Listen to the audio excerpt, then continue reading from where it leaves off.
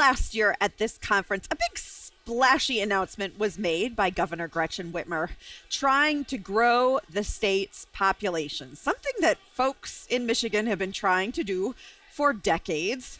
And there was a person who was named that task, the state's first, and actually nation's first, chief growth officer. And she is here with us now. Hello, Hilary Doe. Hello, how are you? So a year has already gone by. First, just tell me, what has it been like to be the state's first and nation's first, as we've discussed before, chief growth officer? What has this year been like? It's been great, honestly. Such an honor we've traveled the whole state, which has been really incredible. I joke that, I've lived in my car, basically, but it's really been wonderful, the amount of Michiganders that have come out. I think we've engaged over 3,000 folks in person, received 11,000 responses from Michiganders across the state telling us what they love about their state and what they want to be different, and that's informed all of our recommendations. And I'm really proud that we've also built this blueprint for growth that the council passed in December, and we're working hard to implement. So we've made a lot of progress. It's been wonderful. It is a bit surreal to be a year in and be back here at Mackinac, but I'm excited to be here with you. Do you get like a 1-year anniversary gift or something like that? I'm waiting for someone to bring me a trophy or something, but no, nothing yet. So we talked a little bit about the recommendations that actually came from the council themselves, and I want to get into those and sort of what you'd like to see happen next. Yeah. But I want to first dig into what you heard from those Michiganders that you met with. Was there sort of one or two things that you just kept hearing over and over again, after you talked to thousands of people, that you're like, oh yeah? Or was it just sort of a myriad, mastery of different things? Sure. I mean, regionally, of course, there were some differences, but we did hear a lot of consistent themes, too. I'd say one thing that came up really consistently was about childcare, the challenge the Michiganders are having across the state with childcare and with elder care. Folks who really want to work and be in the labor force, but, for whom that's a real challenge. And as we're aging, faster than some of our neighboring states, I wanted to highlight elder care as well as, one of those challenges.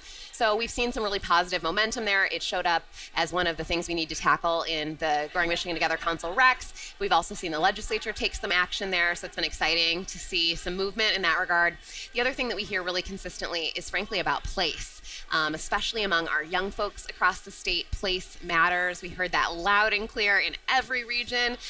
They want walkable, transit-rich, amenity-rich communities. And I think we're going to see some progress in that regard, too. So, again, recommendations came out in December. So it's been more than 6 months. Tell me a little bit about the work of those recommendations and what's been put into place. Yeah, absolutely. So like I said, I really am proud of the momentum so far. In the recs, there are a handful that are really ready for state-based implementation. So within about a month of those recs being passed, we saw some of them show up in, the governor's budget. Things like the Innovation Fund to ensure that we can increase median incomes in our state by investing in our entrepreneurs and innovators to keep them, right here in Michigan to capitalize their businesses.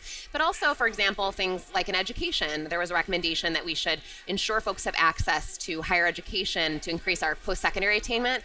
And we saw things in the governor's budget like a commitment to the first 2 years of community college. So, a pretty immediate turnaround in terms of action on some of those recs. We've also seen the legislature take separate action. I've done my fair share of testimony in the legislature over the last few months, and I've been really happy that there's so much interest. I think that's in part because of all the public engagement. Michiganders have showed up in droves and packed rooms, and of course that means the legislature's interested in taking action on these, and so I think we'll continue to see that momentum. And I'm really proud to share, maybe I'm giving you a sneak peek, that the Growth Office ourselves are getting ready to roll out some of our pilot programs where we're going to partner with communities across the state to implement more local and regional pilots to help with talent attraction or retention that are more kind of specialized to regions, so communities can really put their unique stamp on some of these strategies. Can you give me an example of one? Well, no, because they haven't applied yet, but I'm excited for that to happen. Can't wait to announce them. I'll come back. Sounds good. Yeah, Sounds I'll good. come back. There were some folks who said they wanted this council to go further, right? To put a little bit more teeth into it. One of the things that the report said is that for the recommendations to actually work, there needs to be, quote, structural, constitutional, and funding challenges that have to be addressed. what needs to be happen when we're talking about funding and when we're even talking about the state constitution? Sure. Well, in the report, I think one of the things that the, council really wrestled with, and, this was a bipartisan council in a real sense of the word. I think that the phrase they used really consistently was intellectual tension, right? And they really had a lot of nice way of putting it. Yes, that's right. I'm going to start using that at the dinner table. Yes, anytime. It's a good one.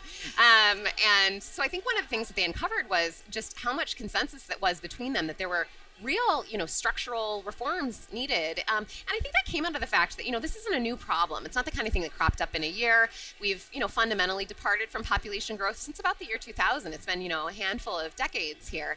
And so when we look to some of our, solving some of these challenges, there are things that we can do immediately, but there are long-term commitments we need to make here. So some of the recs were around education reform, for example, to really pass a Michigan education guarantee and think about implementing a new kinds of 21st century forward curriculum and accountability and funding and all of that. It's going to take all of us locking arms, committing for the long term, getting into the thorny conversations.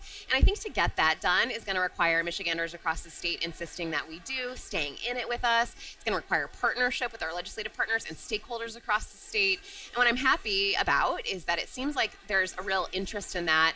If there's one thing that's true, Michiganders everywhere have rejected do-nothingness.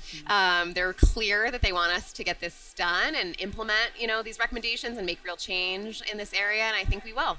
So what is next then? You talked a little bit about some placemaking grants. What's next, let's say, for the next 6 months? What should we be on the lookout for? Yeah. Well, first, I want to celebrate and brag a little bit. Some of our talent attraction or retention work is already getting national coverage and attention. So the MEDC's Talent Action Team just got the Fast Company 100 Most Innovative Companies Award. Our You Can in Michigan Talent Attraction Campaign just won 11 Telly Awards for marketing. So Michigan's really being seen as the leader right now in talent attraction and retention in the whole country. And that's because we said out loud first that we were going to take on population growth. So we really do have a first mover advantage right now, and we should keep it.